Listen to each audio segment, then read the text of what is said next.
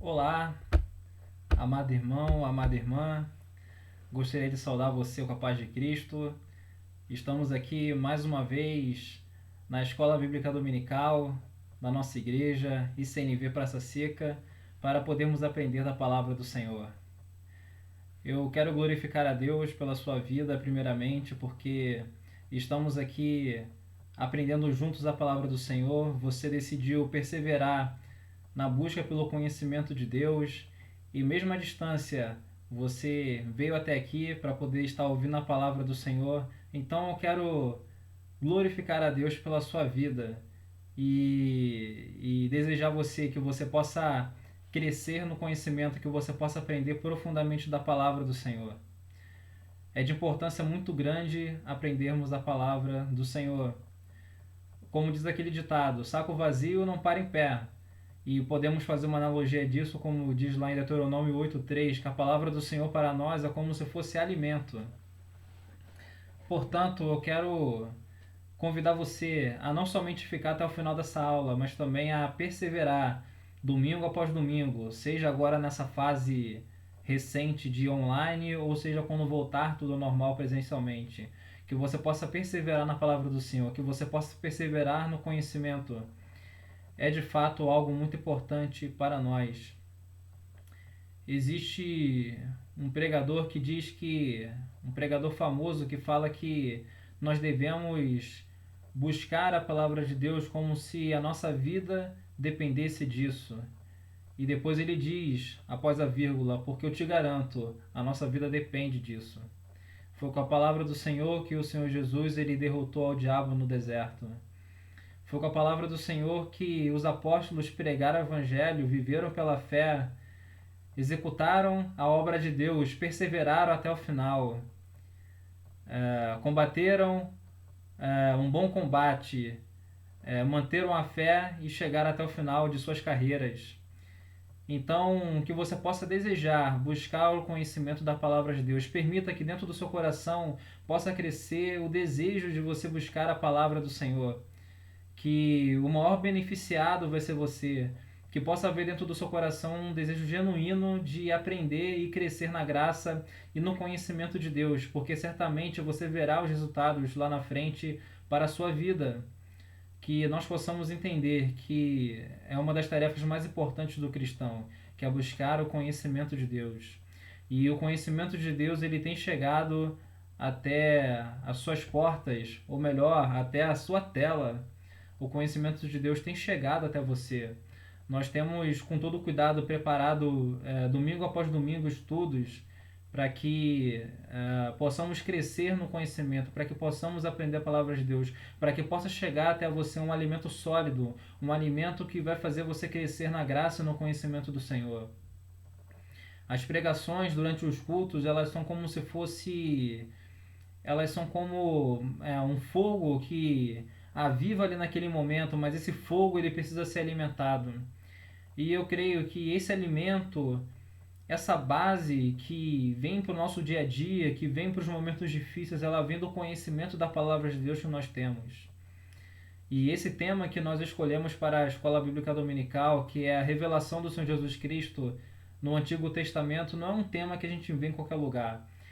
Você não verá esse tema sendo ensinado em qualquer igreja, você não vai ver isso com muita facilidade, até mesmo na própria internet. Então que você possa valorizar isso. Nós não estamos aqui dando para você dicas de como você conseguir meramente um sucesso material que pode abençoar a sua vida aqui nessa terra, mas no final pode acabar levando você para a destruição. Nós estamos aqui falando das palavras de vida eterna.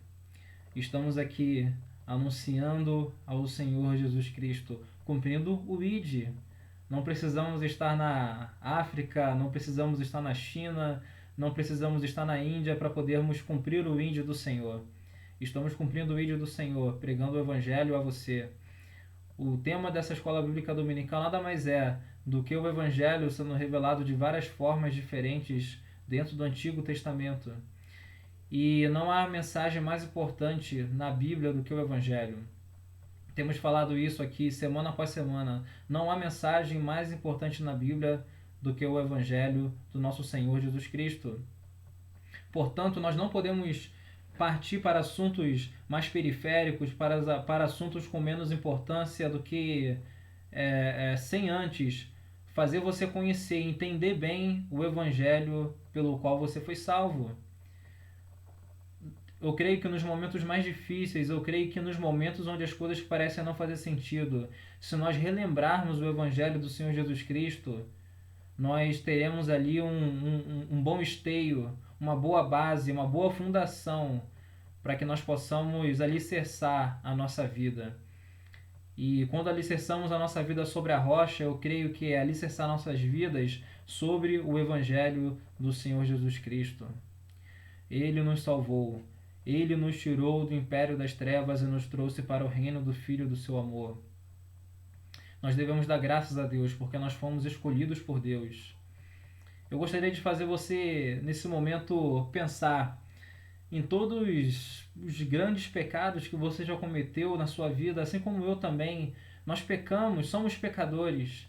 Eu queria que você, nesse momento, pensasse nos seus pecados e que você também, ao mesmo tempo, pudesse lembrar: o Senhor Jesus te salvou, mesmo sabendo de cada um desses pecados. Pecados que tantas das vezes nos entristecem, nos constrangem, e mesmo assim, mesmo o Senhor Jesus sabendo dos pecados que já havíamos praticado antes de nossa conversão e até mesmo dos pecados que iríamos praticar após a nossa conversão, resolveu nos salvar, nos trazer para o reino do Filho do seu amor. Então que você possa aprender de forma plena dentro da palavra de Deus a mensagem do Evangelho, para que você possa carregá-la no seu coração e anunciar para as pessoas. Nós entendemos quando alcançamos um nível de entendimento um pouco maior do Evangelho, de que não se trata apenas de chegar para as pessoas e falar que Jesus Cristo as ama, mas se trata de mostrarmos os atributos de Deus, quem Deus ele é e por que essa pessoa, se ela não receber ao Senhor Jesus como Senhor da vida dela, ela está em grandes apuros. Porque uma pessoa, ela não pode ser salva de um perigo que ela nem sequer conhece, ela não pode aceitar deliberadamente ser salva de um perigo que ela nem sequer conhece. E tantas vezes acabamos que chegamos até as pessoas e falamos para elas: olha só, Deus ele quer salvar você. E as pessoas ficam pensando assim: nossa, me salvar de quê? Eu já me sinto salva, minha vida é boa, eu tenho prosperidade, eu tenho família, eu tenho meus amigos, eu tenho liberdade, eu tenho conforto, me salvar de quê?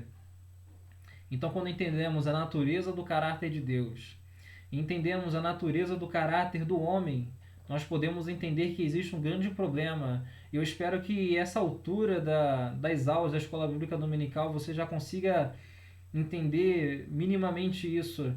Nós conseguimos entender que existe ali um grande problema e que esse problema ele precisa ser resolvido. E cada uma dessas lições procura apresentar um pouco isso. E nós estamos agora no capítulo 4 da nossa revista, que esse problema ele é nos apresentado mais uma vez. Aqui no capítulo 4 da revista mostra o povo de Israel composto por homens e mulheres pecadores, diante de um Deus que é totalmente santo, totalmente puro, totalmente justo.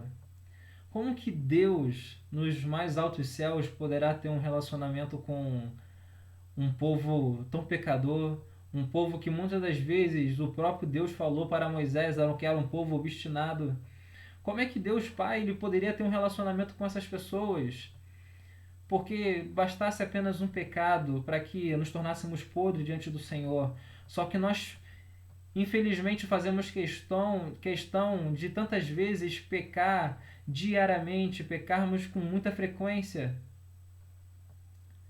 A partir do momento que você não dobra os seus joelhos e não reconhece o tamanho da grandeza do Senhor Deus, você já está pecando. A palavra de Deus diz lá no Novo Testamento que aquele que sabe o que é certo e não faz, ele já está cometendo pecado. Então nossos pecados não consistem meramente de ações, eles também podem consistir por falta de ação. Quantas vezes nós estamos diante de um Deus santo e não prestamos culto a Ele como é devido? Quantas vezes estamos diante de um Deus santo e não damos a Ele a devida honra, a devida glória? Quantas das vezes estamos diante de um Deus santo e nós não o adoramos, nós não agradecemos por tudo aquilo que Ele tem feito em nossas vidas? A nossa vida, infelizmente, de cada um de nós, descendentes de Adão, está marcada pelo pecado. E nós precisamos de reconciliação diante de Deus. E eu quero me fazer essa pergunta e lhe fazer essa pergunta: quem poderá resolver esse problema? Como diz aí uma série bem famosa e antiga, quem poderá nos ajudar? Não tirando a seriedade desse tema, quem poderá nos ajudar? Quem poderá vir e resolver esse problema para nós? Sabe de uma coisa, meu irmão e minha irmã, se você não sabia ainda, se o Senhor Jesus não tivesse vindo e morrido naquele local, naquela cruz, nós não teríamos salvação. Nada disso faria sentido, essa aula não faria sentido, você sentado e observando essa aula não faria sentido algum, estaremos perdidos, não haveria reconciliação para nós, porque nós não poderíamos, por nossos próprios méritos, por nossas próprias forças, nos tornarmos justificáveis diante do Senhor. E não haveria para nós como nós sermos salvos. E Deus ele simplesmente não poderia ignorar nossos erros e transgressões e nos salvar, porque a natureza dele é amorosa, mas também a natureza dele é santa, é justa, é pura, e é santo, justo e puro no nível que nós temos que nos esforçar para entender, porque passa dia, entra dia, parece que as pessoas não conseguem entender isso, parece que eu não consigo entender isso. Às vezes é muito difícil para nós entendermos isso, que Deus ele é verdadeiramente santo. Ele não é santo no sentido artificial, conforme nós nos dirigimos uns aos outros. Santo num sentido relativo. Ele é santo no sentido absoluto. E mesmo apesar da Bíblia descrevê-lo lá em 1 João como Deus é amor, como ele sendo amor, a Bíblia também descreve ele dessa forma.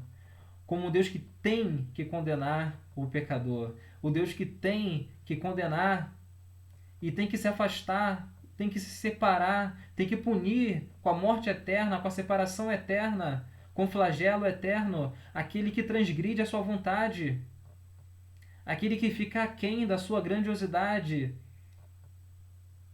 E o Senhor Jesus ele veio e resolveu esse problema para nós. Eu gostaria também de convidar você a pensar numa seguinte citação que existe lá no Novo Testamento, nos Evangelhos. O Senhor Jesus ele chegou diante de Deus Pai e orou: Pai, se possível, afaste de mim este cálice, contudo seja feito a sua vontade e não a minha.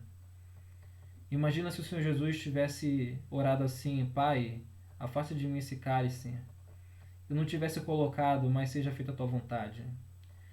Imagina se o Senhor Jesus não tivesse subido à cruz do Calvário e não tivesse morrido por nós. Ah, Lohan, mas você está falando de situações... Olha, irmão, eu estou falando de uma coisa que poderia ter acontecido. Então eu quero convidar você a se prostrar diante do Senhor. Eu sei que é muito difícil nós permanecermos dentro de uma igreja evangélica, permanecermos em comunhão com o Senhor, quando não nos é prometido um carro zero, uma casa própria, não nos é prometido um grande padrão de vida. Mas eu tenho certeza absoluta, enquanto existem pessoas que só estão na presença de Deus porque foram prometido para elas bem material, existem aqueles que permanecem na presença do Senhor porque foram prometidos para eles a vida eterna, a salvação na pátria celestial. E isso produz em nós algo que dura, algo que permanece em nossos corações toda a vida. Não serão as tribulações que retirarão essas palavras dos nossos corações, porque não são meramente palavras que nos prometem mero conforto, nos prometem a salvação da ira que está por vir, do dilúvio, do fogo vindo dos céus, como foi Sodoma e Gomorra, e do dilúvio, como foi nos dias de Noé. Agora eu quero, após essa breve introdução, entrar com você na nossa meditação. Nós começamos a nossa revista, uma revista que foi especialmente selecionada para que nós pudéssemos estar aprendendo juntos, e chegamos ao capítulo 4.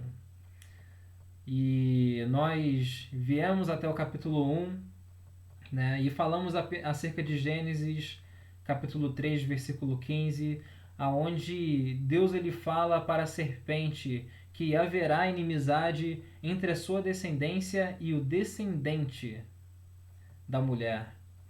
Ou seja, haveria inimizade entre a descendência da serpente, coisas que haviam ali na descendência da serpente, e o descendente, no singular, da mulher. E nós vemos que ao longo da história bíblica, o diabo ele pôde perceber que Deus ele enviaria um Salvador muito antes de nós percebermos isso. E ele intentou para que isso não acontecesse. Da mesma forma como Moisés ele foi um salvador para o povo de Israel no Egito, o Senhor Jesus ele é um salvador para nós. Um salvador que nos tira do Egito da escravidão e nos leva para Canaã celestial. E o diabo ele sempre tentou contra isso. Nos dias de Moisés, o diabo ele fez Faraó mandar matar todos os recém-nascidos de Israel. Porém, Deus ele interveio e Moisés sobreviveu e aquela libertação chegou até ali. Também nos dias de Jesus, Herodes, que era o rei da época, mandou também matar todas as crianças com menos de 2 anos de idade. Porém, o Deus interveio e executou o seu plano soberano de salvação. Bom, existiu aquela promessa que foi apresentada em Gênesis capítulo 3, versículo 15. O diabo naquele momento, quando há aquele problema, ele pensa que não, agora eu triunfei, só que Deus ele já estava 2, 3, 4 passos à frente, ou talvez toda uma corrida à frente de Satanás. Até porque não faz nem sentido comparar o Deus Pai com Satanás. Mas enquanto Satanás pensava que naquele momento ele tinha conseguido triunfar sobre Adão e Eva e ter frustrado os planos de Deus, Deus ele já sabia o que fazer e o que iria acontecer, ele já tinha todo um plano arquitetado. E ele falou, olha, Satanás, você vai continuar intentando contra a humanidade, mas da mulher virá um descendente que irá esmagar a sua cabeça, que irá fazer você ficar humilhado, que irá frustrar os seus planos. Mas lá no capítulo 2 da nossa revista, nós meditamos sobre Gênesis capítulo 22. Nesse primeiro momento, eu quero trazer para você uma introdução dos capítulos da revista que nós já vimos até agora, porque o que nós temos hoje para poder falar acerca do capítulo 4 da nossa revista é uma porção muito pequena, vai ser apenas uma conclusão do que já foi falado na semana passada. Então eu quero trazer para você um panorama de tudo que foi falado até agora durante esse curso. Falamos sobre Gênesis 3,15, a promessa do triunfo do descendente da mulher sobre a descendência da serpente. E agora no capítulo 2, nós falamos acerca da tipologia do Senhor Jesus Cristo na vida de Abraão e na vida de Isaac. Abraão subiu com Isaac no Monte Moriá e no último momento apareceu um cordeiro para poder salvar a Isaac. No último momento, Isaac deveria morrer, mas Deus ele entregou um cordeiro para que Isaac pudesse ser salvo. Veja, meu irmão, minha irmã, duas representações diretas ao Senhor Jesus Cristo. Está sendo aqui mostrado claramente que a Bíblia já no primeiro livro já está falando acerca do Senhor Jesus. Então nós a partir daí podemos imaginar a grandiosidade dessa mensagem. Essa mensagem que eu desejo que a partir desse curso nós não venhamos mais falar dessa mensagem de qualquer forma, pensar nessa mensagem de qualquer forma. Infelizmente já existem pessoas aí afora demais falando de qualquer forma acerca do Evangelho, banalizando o Evangelho. Infelizmente, na vida do cristão brasileiro, em sua maioria, foi feita uma lavagem cerebral para que não houvesse um entendimento acerca do Evangelho. Pode ter certeza, meu irmão e minha irmã, você estará alegrando muito ao coração de Deus se você conseguir entender claramente essa mensagem. A palavra de Deus fala lá em 2 Coríntios 4,4 que o Deus desse século cegou o entendimento dos incrédulos, para que não lhes resplandeça a luz do Evangelho da glória de Cristo, que é a imagem de Deus.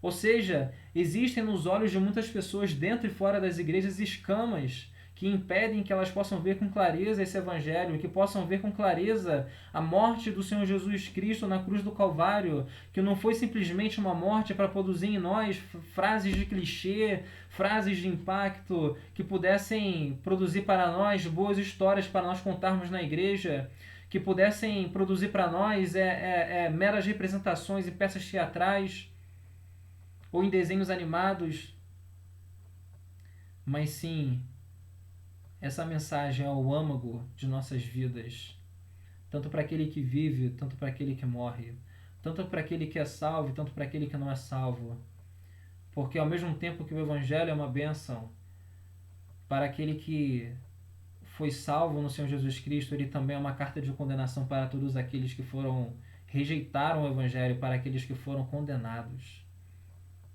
Não se engane, a mensagem do Evangelho tem um peso muito grande. E ela é uma carta de condenação para todos aqueles que decidem rejeitar essa mensagem. Por isso que eu, particularmente, quando estou na rua, evangelizando, procurando trazer a palavra de Deus, ou às vezes meramente distribuindo panfletos evangelísticos que contêm a palavra do Senhor, e aquela pessoa decide recusar aquela mensagem, desiste de receber aquele prospecto, eu não fico com raiva daquela pessoa, eu fico triste, porque eu sei o que está acontecendo ali. A palavra de Deus ela me mostrou claramente o que está acontecendo ali. Regozije-se no Senhor, porque agora você faz parte do aprisco de Deus. Você não está mais do lado de fora, mas você está dentro salvo. Você está dentro da arca do Senhor. A tempestade já está começando lá fora. As pessoas ainda estão dormindo, casando-se, dando-se em casamento. Mas chegará uma hora que a tampa da arca será fechada. E então o navio começará a flutuar. E toda a vida que existe fora dele não mais existirá. Glória a Deus por isso, porque o Senhor executará a justiça e o seu nome será glorificado. Eu desejo que o nome do Senhor seja glorificado. Todo cristão, toda mulher cristã deve desejar isso, que o nome do Senhor seja glorificado. Toda glória seja dada a Ele e não a nós meramente. No capítulo 2, então nós vemos a representação de Abraão, Isaque e o Cordeiro. O Cordeiro substituiu e Isaque ele pôde ter vida. E da mesma forma como Abraão envia Isaque para o matadouro, mas Isaque não é morto, Deus Pai envia Jesus para o matadouro, mas Jesus sim, ele é morto. Com o Senhor Jesus, o Pai ele foi até as últimas consequências e o Senhor Jesus morreu na cruz do Calvário. E no capítulo 3 nós aprendemos há pouco tempo acerca da Páscoa, como está lá em Êxodo capítulo 12, que marcou a passagem do povo de Israel do Egito da escravidão para Canaã, a terra prometida, a terra onde emana leite e mel. E Deus ele decidiu coroar esse momento com a morte de um cordeiro. E existe aí uma simbologia muito importante. O Egito representa a nossa vida fora de Deus, representa o tempo em que nós não andávamos com o Senhor. E Canaã representa a nossa terra prometida, a salvação na pátria celestial com Deus, onde de fato nós teremos a alegria verdadeira, a alegria sólida, a alegria profunda. E esse cordeiro estava no meio disso, no marco disso tudo. Esse cordeiro representava o divisor de águas daquilo que estava para acontecer com o povo de Israel, daquilo que Deus ele mandou o povo de Israel se apressar para que isso pudesse acontecer. E o cordeiro morreu no meio dessa passagem. O cordeiro ele morreu no momento exatamente depois que Deus enviou a praga e no momento exatamente antes que o povo foi em direção à terra prometida. E o sangue desse cordeiro foi aspergido sobre as portas das casas do Egito. E através desse sangue, os israelitas não experimentaram a morte. Deus mostrou assim que os israelitas eles não haviam alcançado um nível de santidade maior, não haviam alcançado um nível de preparação diante de Deus maior, um nível de obediência maior do que os egípcios, não. O juízo também poderia vir sobre os israelitas também tinham os pecados deles. Não se engane, as pragas do Egito, elas foram também, ou talvez até primariamente, sobre um juízo de Deus sobre o Egito. Egito era uma nação idólatra, era uma nação que seguia outros deuses. E Deus ele também estava para poder executar juízo sobre o povo do Egito.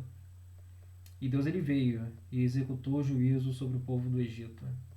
E poderia ter executado sobre os israelitas, mas o sangue do Cordeiro estava sobre a vida deles. E eu quero convidar você a se alegrar, a glorificar a Deus, porque o sangue do Cordeiro também está sobre a sua vida. Bom, com isso nós chegamos até o capítulo 4. E eu quero reler com você mais uma vez a nossa passagem do capítulo 4, que está lá em Levítico, capítulo 16.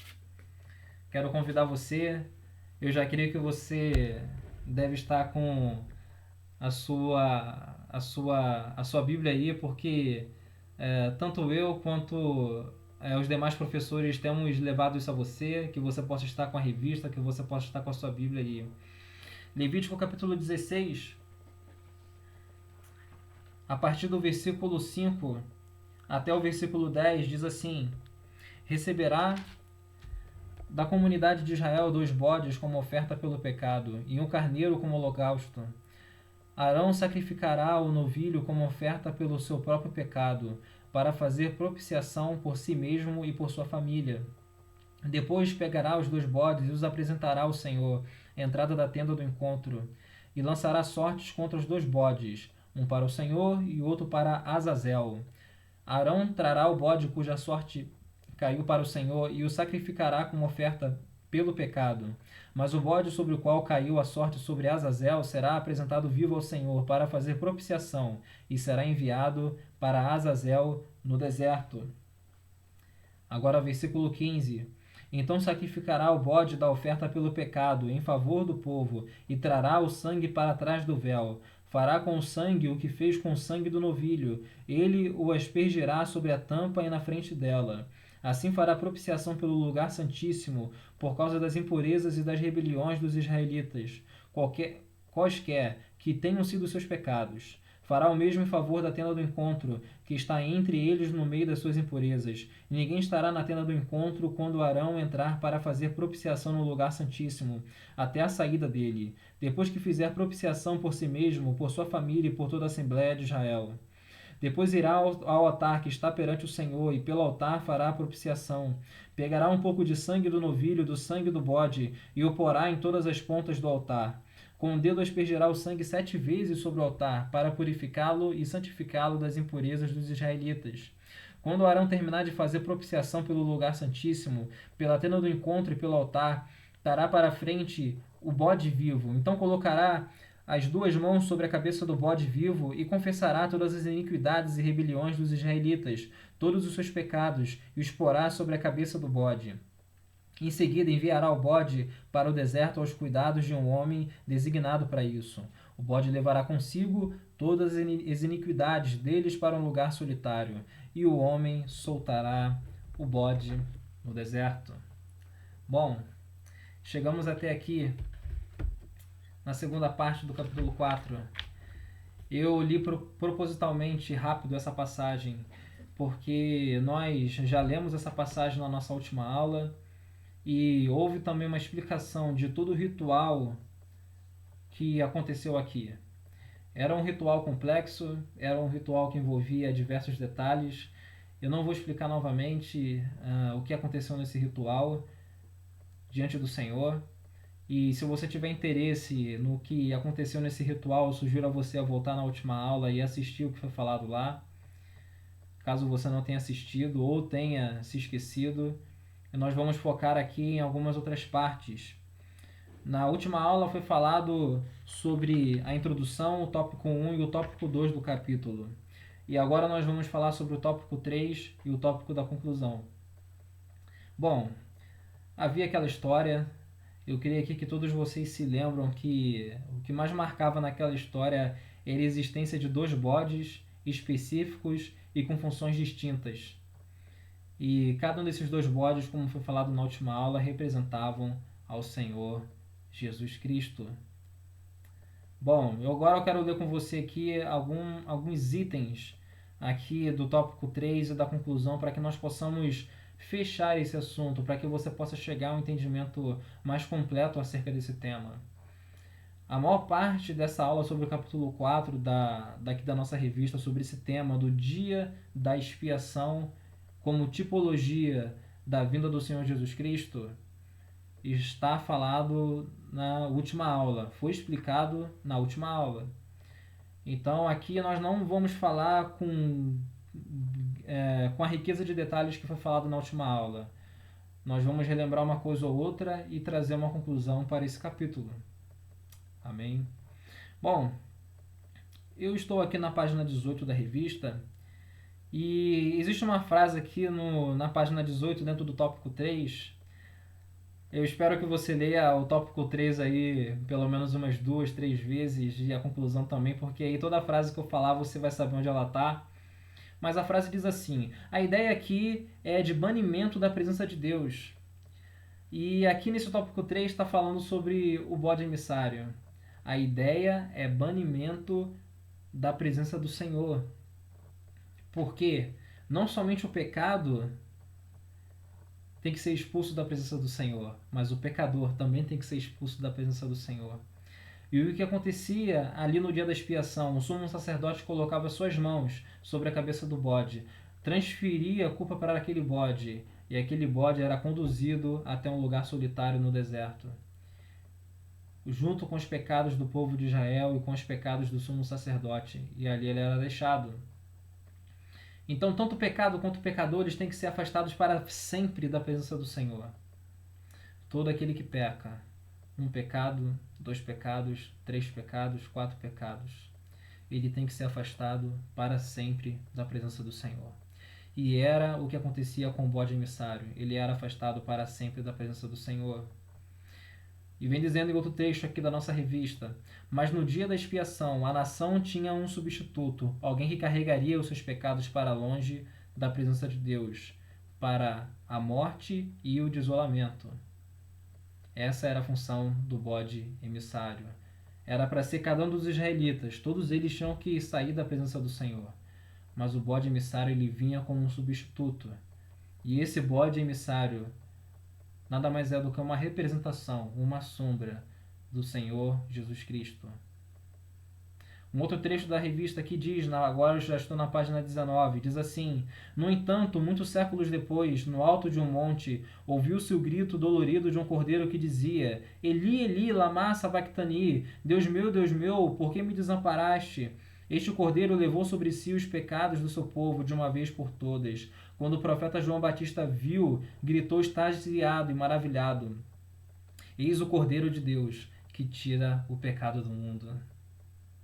Olha que interessante como que as coisas se encaixam, como elas se casam.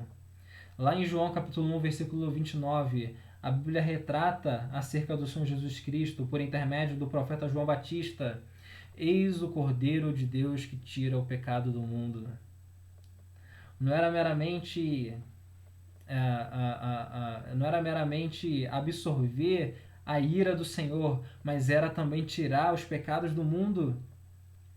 Como o bode emissário tirava os pecados do povo de Israel. Olha só, meu irmão, como está claro. Assim como o bode emissário tirava os pecados do povo de Israel, trazia para longe, também veio o Cordeiro de Deus, que tirou os pecados do mundo. Agora entenda uma coisa: mundo aqui está sendo retratado como todas as nações, a abrangência geográfica do planeta, mas não fala como sendo todas as pessoas do planeta. O Cordeiro de Deus que tira o pecado do mundo não tira de todas as pessoas, tira em todos os lugares do mundo, mas não tira de todas as pessoas, tira somente daquele que creu no Evangelho. Portanto, meu irmão, minha irmã, se você tem algum conhecido que ele acha que ele faz parte desse mundo que está sendo retratado aqui, e você sabe que ele está caminhando para a condenação, ore pela vida dele. Pregue a palavra de Deus para ele. É o maior presente que você pode dar para essa pessoa, mais do que qualquer presente físico dessa terra. Pregue o Evangelho, a palavra do Senhor, aos seus amados, aos seus, para que eles possam fazer parte do que está descrito aqui. Porque Deus diz lá em João capítulo 3, versículo 16, porque Deus amou o mundo de tal maneira que enviou o seu Filho unigênito para que todo aquele que nele crê, crê como? Como Senhor. Todo aquele que nele crê não pereça, mas tenha vida eterna. Porque crer na vida do Senhor Jesus, até o diabo crê nisso. Agora, crer nele como Senhor, não. O diabo não crê nisso. Os demônios não creem nisso. O falso profeta não crê nisso. O ímpio não crê nisso. Somente aqueles que são salvos no Senhor creem nisso. Que Jesus Cristo é o Senhor. Para que o Cordeiro ele também possa afastar os pecados daquele que você ama, daquele que você quer que seja salvo. Essa pessoa precisa ouvir o Evangelho. E ela precisa crer no Senhor Jesus como o Senhor da vida dela. Então, independentemente daquilo que ela tenha feito, isso lhe será perdoado e Deus irá lançar no mar do esquecimento. Ainda aqui na revista, agora na conclusão, diz assim, uma frase: aprendemos que o Senhor é decididamente certo, justo, puro e santo. O dia da expiação ele mostra isso para nós, e isso também é muito importante acerca da obra de Cristo, que Deus ele é certo, justo, puro e santo. Repare que aqui o autor da revista ele não se contentou meramente de dizer que Deus ele era santo, ele disse que Deus era certo, justo, puro e santo. Então nós devemos olhar para Deus dessa forma, como um Deus amoroso, mas como um Deus que também ele é certo, justo, puro e santo.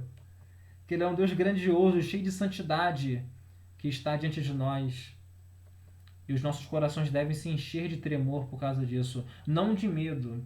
Não de um medo que faz você fugir da presença do Senhor, mas de um medo que faz você reverenciá-lo, respeitá-lo, valorizar a graça de Deus sobre a sua vida, como alguém que era muito maior do que você e que não precisava te ajudar, mas mesmo assim escolheu te ajudar. E além de te ajudar, ele escolheu te amar. Um Deus que é certo, justo, puro e santo. Uma outra frase diz assim: aprendemos que devemos ser santo. Então, quando eu olho para esse Deus que é tão grande, tão justo, tão puro, tão santo, vejo o tamanho da salvação que ele me deu, eu também decido, eu tenho que ser santo. Eu tenho que ser santo. Eu também tenho que estar na presença de Deus. Irmão, muitas das vezes o cristão ele falha constantemente em agradar a Deus. Mas eu creio que pior do que isso é nem sequer nós termos uma ideia do que é temer ao Senhor. Temer ao Senhor é o início da sabedoria. Nós precisamos temer ao Senhor. Nós precisamos reconhecê-lo como um Deus grande, forte, poderoso. Senão, não tem validade nossa vida cristã. Nós devemos reconhecer o tamanho da grandeza, do poder, do senhorio do Senhor. Nós devemos entender o tamanho da grandeza dele. Nós devemos entender o quanto que nós somos muitas das vezes fracos, pobres, cegos e nus diante do Senhor. Nós precisamos ter noção disso, de que Deus está nos céus e nós estamos na terra, e de que Ele é Deus e que nós somos homens, e que nós precisamos muitas vezes nos achegarmos ao trono da graça, quase que desesperadamente, clamando, implorando por misericórdia e graça da parte do Senhor. E que Deus ele não é o nosso coleguinha, ele não é o nosso amiguinho, mas ele é Deus, ele é Senhor. E nós precisamos nos apegar a ele, nós precisamos fazer como aquela mulher do fluxo de sangue, nós não somos muito diferentes dela. Nós precisamos, até se for possível, tocar na borda do vestido de Jesus. Ajuda-me, Senhor, ajuda-me, Senhor, ajuda-me, Senhor. Eu não posso viver sem Ti. Eu não posso viver sem Ti. Continuando aqui, diz assim: esses sacrifícios, esses rituais prepararam o caminho para o Senhor Jesus Cristo, a solução do nosso pecado. O Senhor Jesus é a solução do nosso pecado. E agora aqui no tópico da aplicação, tem uma frase que diz assim: você confia apenas em Jesus para ser aceito por Deus? Não são os nossos méritos, não são as nossas obras que nos fazem sermos aceitos por Deus. O apóstolo Paulo deixou isso muito claro lá em Efésios capítulo 2. Nós somos salvos pela graça, por intermédio da fé, e isso não vem de nós, é dom de Deus. E quando diz que é dom, está dizendo presente, graça, favor imerecido, por meio da fé, nossa fé, mas não veio de nós essa fé, é presente do Senhor. E isso só foi possível através do Senhor Jesus Cristo. Nós só podemos receber esse presente porque o Senhor Jesus ele pagou por esse presente. A salvação ela não veio de graça. Entenda o que eu vou falar. A salvação ela não veio de graça. Ela veio de graça para nós. Mas ela não saiu de graça da parte de Deus. Foi necessário que um preço fosse pago. E não foi você que pagou esse preço. Foi o Senhor Jesus que pagou esse preço. Por isso, louvemos, glorifiquemos a Deus.